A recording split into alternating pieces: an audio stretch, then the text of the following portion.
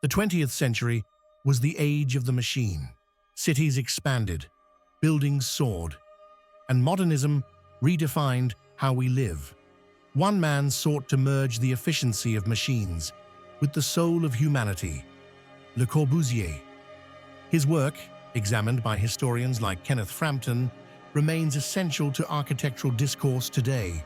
In his critical analyses of modern architecture, acknowledges Le Corbusier's concept of a house is a machine for living in, but he does not take it at face value.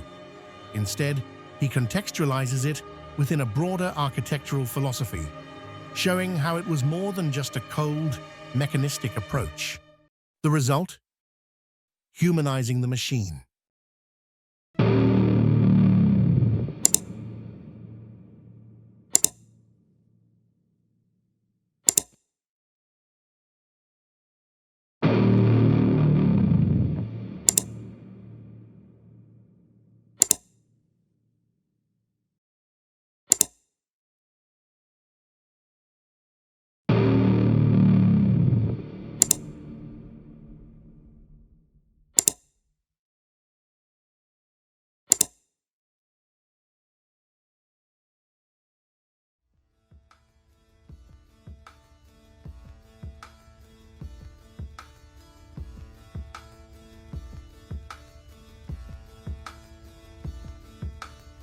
In the late 19th and early 20th centuries, cities like Chicago pioneered modern architecture.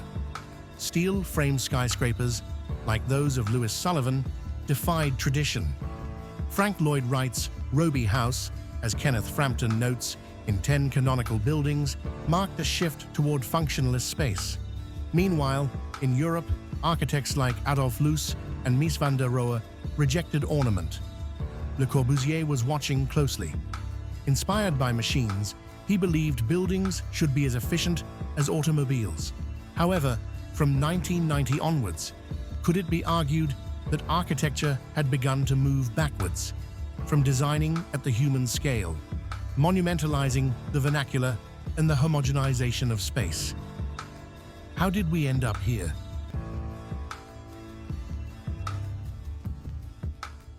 Firstly, a catalyst must be investigated.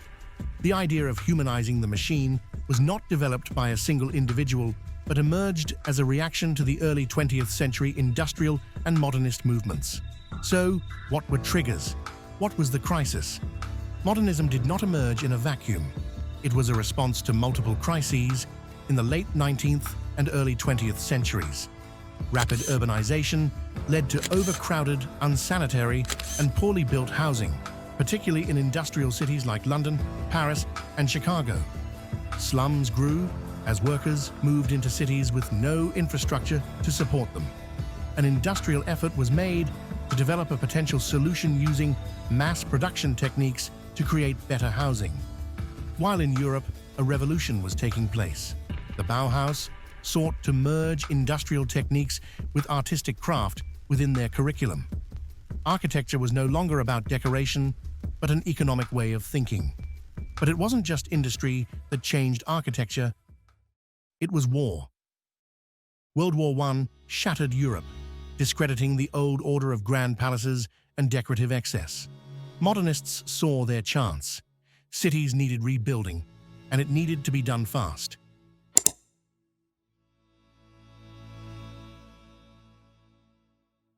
World War II left cities in ruins. Architects were blitzing to rebuild. The solution? Brutalism. In Europe, Asia, and the Americas, governments embraced machine-like efficiency, concrete towers, prefabricated apartments, functional but cold. By the 1960s, something was wrong. The machine had won, but at what cost? Many modernist projects, like the infamous Pruitt Ego housing in St. Louis, became symbols of failure.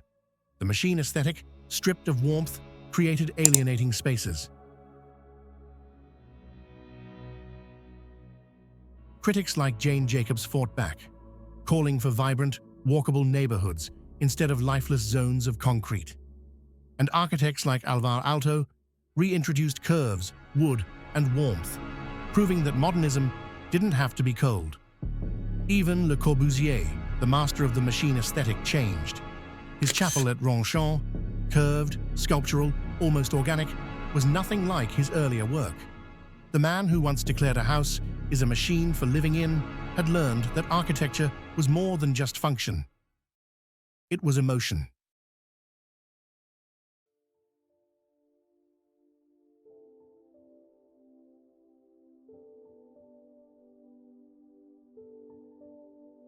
After the back and forth of building styles caused by the two world wars, architecture was ready to take its next steps forward, towards a more critical regionalist approach. Post-World War II, CIAM's ideas were adopted widely in urban reconstruction, especially in war-torn Europe. CIAM promoted modernist housing blocks, like Le Corbusier's Unité d'habitation, as socially beneficial and efficient. By 1959, the organization had lost cohesion and its purpose. It was formally dissolved, the lack of relevance to post-war needs changed, CIAM's ideals felt outdated and unable to respond to real social and cultural complexities, and its strict zoning principles, e.g. Athens Charter, led to lifeless, inhuman urban environments. By the late 20th century, Kenneth Frampton aimed to challenge the legacy of modernism, not with rejection, but with refinement, looking at the failures of globalized modernism, and saw a deeper issue, the erasure of place, identity, and experience. In his 1983 essay, Towards a Critical Regionalism, he proposed an alternative. Rather than abandoning modern architecture, Frampton urged architects to ground it, to engage with climate, culture, and topography. His critical regionalism sought to humanize the machine by reconnecting it with the earth beneath it. This philosophy came to life in the works of architects like Alvaro Siza, whose Boa Nova tea house merges with the rocky Atlantic shore, modernist in form, yet deeply rooted in its landscape. While Tadao Ando's Chichu Art Museum on Japan's Naoshima Island is buried in earth, not to hide, but to heighten perception. Visitors descend into silence, surrounded by concrete, sky, and carefully modulated light. Here, architecture is not just seen, it's felt. Frampton's critical regionalism wasn't just theory, it became a method, a way to humanize the machine.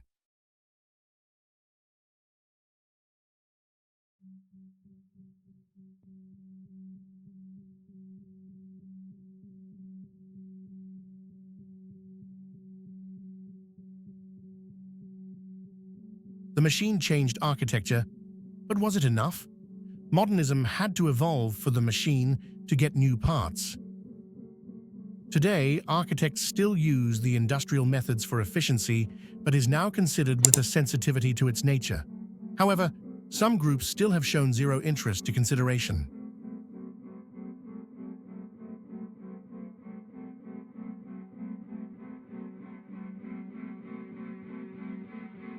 By the late 20th century, the machine was no longer feared. It was embraced, but reshaped to fit the scale of the human body, the rhythm of the city, the unpredictability of life. At Expo 67, Buckminster Fuller unveiled his monumental geodesic dome. To celebrate Canada's centennial, the World's Fair was on its way. A structure born from mathematical precision, yet open, light, and breathable. It wasn't just a symbol of the future. It was a new model of adaptability. A decade later in Paris, Richard Rogers and Renzo Piano took the machine and turned it inside out. The Centre Pompidou exposed its lungs, pipes, ducts, and skeleton, but offered something radical: public space at the heart of the machine. What was once produced half a century ago in mass quantities and in raw concrete had now been reversed. It was industrial yet joyful, mechanical yet magnetic, a factory for culture, alive with people.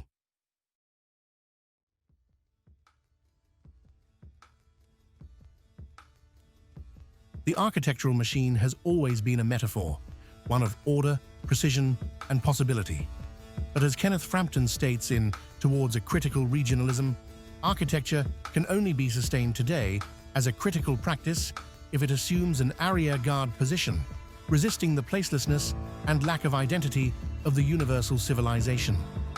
In the end, the story of modern architecture was never just about machines. It was about us, about how we live, how we gather, how we belong. The challenge is not to abandon the machine, but to make it feel.